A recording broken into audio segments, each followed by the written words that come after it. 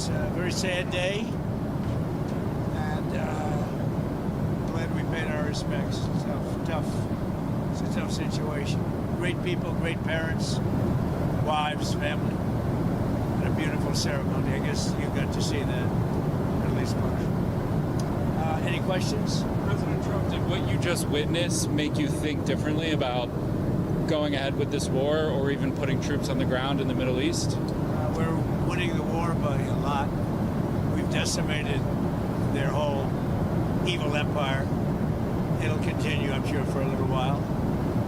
But very proud of the people, the parents. The parents were so proud of their boy, as they call him, my boy, in case the young lady. The parents are so proud. Many of them are military parents, as you know. So but it's always a very sad thing. The war itself is going unbelievably. It's as good as it can be. We have Pete here, and you have Steve Witkoff here. We have some additional questions. You're 1 week in now, sir. You're 1 week in at this point. How long, as of now, do you expect? Well, I think we've accomplished more in 1 week than anyone thought possible. We've wiped out their Navy, 44 ships. We've wiped out their Air Force, every plane. We've wiped out most of their missiles. You see, the missiles aren't coming much anymore. We've also hit their manufacturing areas where they make the missiles very hard. Their drone capacity is way down. And we've hurt them where it hurts. Including about every form of leadership you can have, we've wiped out. You still expect up to 6 weeks total? I don't know. I never reject that, whatever it takes. But the military is almost non-existent, if you look. We could hit the military itself very hard, but maybe we will, maybe we won't. We haven't made that determination. What do you think about gas prices? Gas prices right now? Are you worried about gas prices right now? No, I'm not. This is a short excursion into something that should have been done for 47 years. 47 years it's taken to do this, and no president had the guts to do it. And you're worried you're going to end up coming back to Dover for more of these such dignified transfers? Sure, I hate to do it, but it's a part of war, isn't it? Who are you with? The Washington Post. When you say it's a part of war? The deaths are part of war, yeah. Yeah, it's part of war. It's a sad part of war. It's the bad part of war. Mr. President, did the United States bomb a girls' elementary school in southern Iran on the first day of the war and kill 175 people? In my opinion, based on what I've seen, that was done by Iran. Is that true, Mr. Hegseth? It was Iran who did that? We're certainly investigating. Still investigating. But the only side that targets civilians is Iran. We think it was done. We think it was done by Iran. Can you give us an idea? Because they're very inaccurate, as you know, with their munitions. They have no accuracy whatsoever. It was done by Iran. Can you give us an idea of what unconditional surrender looks like to you? I mean, what do you want from Iran? I said unconditional, not conditional. I said unconditional. It's where they cry uncle, or when they can't fight any longer, and there's nobody around to cry uncle. That could happen too, because we've wiped out their leadership numerous times already. So it's if they surrender, or if there is nobody around to surrender, but they're rendered useless in terms of military. Mr. President, can I ask you what Peter asked you a question yesterday? He said it wasn't the right time in that event, but he was asking whether you have indications of whether Russia is supporting Iran somehow in this. No, I haven't had that. I have had no indication of that whatsoever. If they are, they're not doing a very good job, because Iran is not doing too well. What about the Strait of Hormuz? There's no traffic really going through it. Well, right that's the ship's choices, but we haven't cleaned out. We've wiped out their Navy. Their Navy is now at the bottom of the sea, so that's the choice. This is an excursion. We figured oil prices would go up, which they will. They'll also come down. They'll come down very fast, and we will have gotten rid of a major cancer on the face of the earth. We will have taken out a cancer. Don't forget October 7th. Don't forget all of the things that have happened over the years, all caused by these people. So what we're doing is a great thing, not only for our country and not only for Israel, not only for the Middle East, but for the world. Secretary Bessent announced some moves to temporarily allow certain Russian oil sales to India? Are you considering any other moves, including the SPR? Well, if there were some, I would do it just to take a little of the pressure off. But I think that the oil pressure, but there's a lot of oil. We've got a lot of oil. Our country has a tremendous amount, and there's a lot of oil out there. That'll get healed very quickly. Would you consider using the SPR or tapping into the SPR at some point? Strategic reserve? Yeah. Well, I'm the one that built them up. Biden used them so that he could get some extra votes in the election. It turned out it wasn't even him that ran, it was Kamala. And she obviously didn't get any extra votes because we won in an absolute landslide. So he should have used it for that. He used it to I filled it up, and he brought it down to the lowest level it's ever been. We will start at the appropriate time, which is basically a gut instinct. We will start filling up these strategic reserves.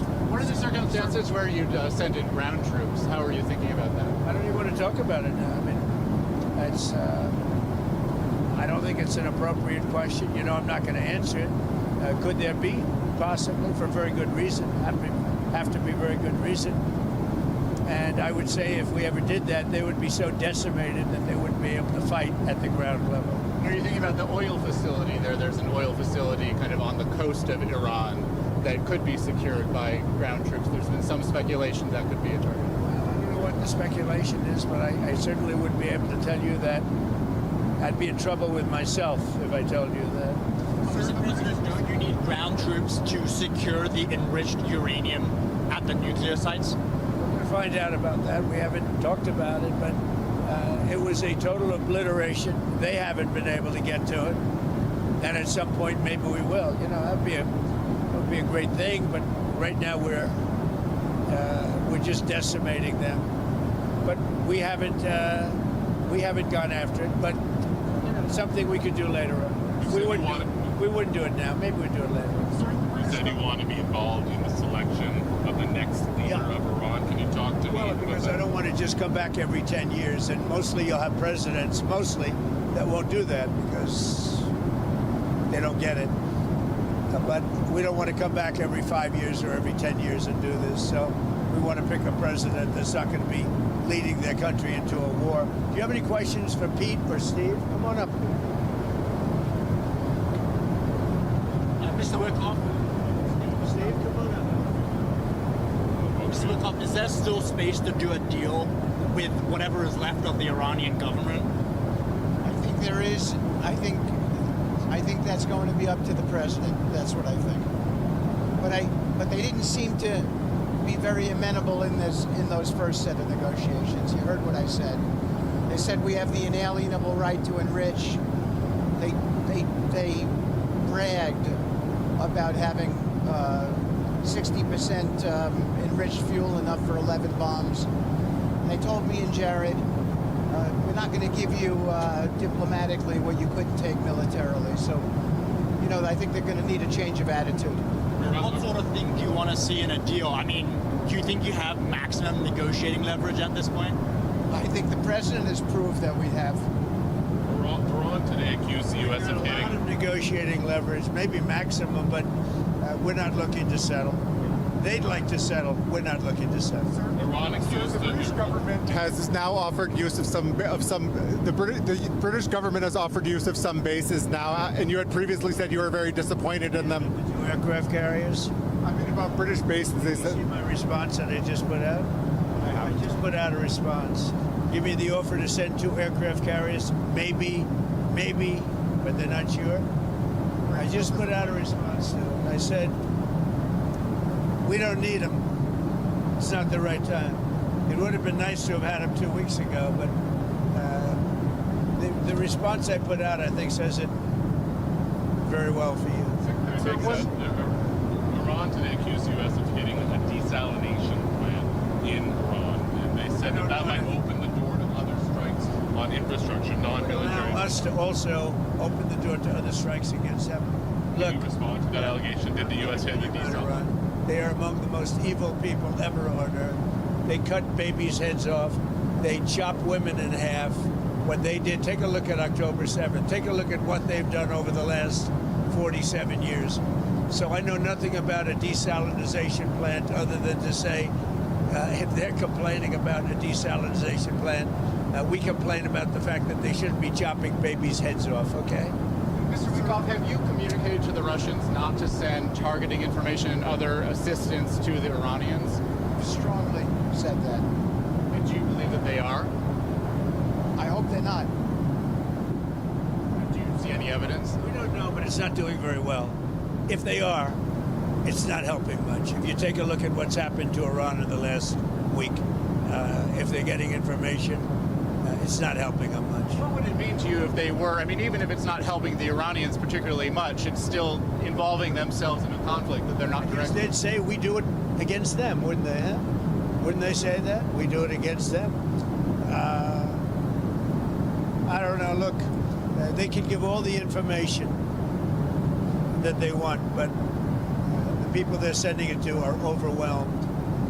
Russia would be overwhelmed too. Anybody would be overwhelmed. We have the greatest military on earth, and I built it in my first term, and unfortunately, I'm forced to use it now.